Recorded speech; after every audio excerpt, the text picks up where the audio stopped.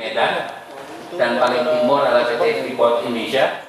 Dewan ketiga yang akan dibentuk di Sumatera Selatan bertujuan untuk mengatasi sejumlah permasalahan yang dihadapi oleh para pekerja di Sumatera Selatan.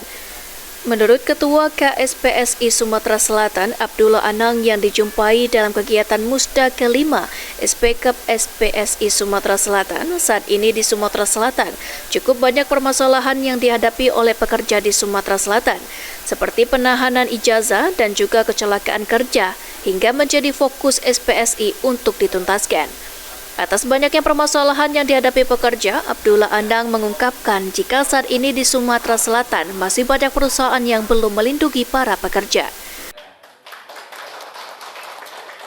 Melindungi para pekerjanya yang melakukan pekerjaan di perusahaan.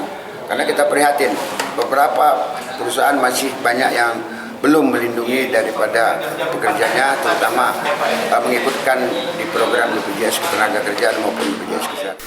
Sementara itu, Sekda Sumatera Selatan yang juga PLT Kadisnaker Trans Sumatera Selatan, Edward Chandra mengungkapkan jika pemerintah dan juga pekerja khususnya buruh terus menjalin sinergi serta juga dengan dunia usaha.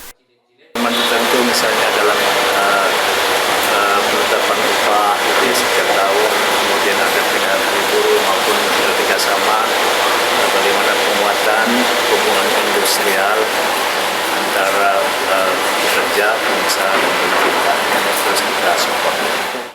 Terkait dengan pelaksanaan Musda ke-5 SPKP SPSI Sumatera Selatan, jika seluruh para anggota bisa mencalonkan diri untuk menjadi calon ketua KSPSI Sumsel di periode berikutnya. Tim Liputan PAL TV.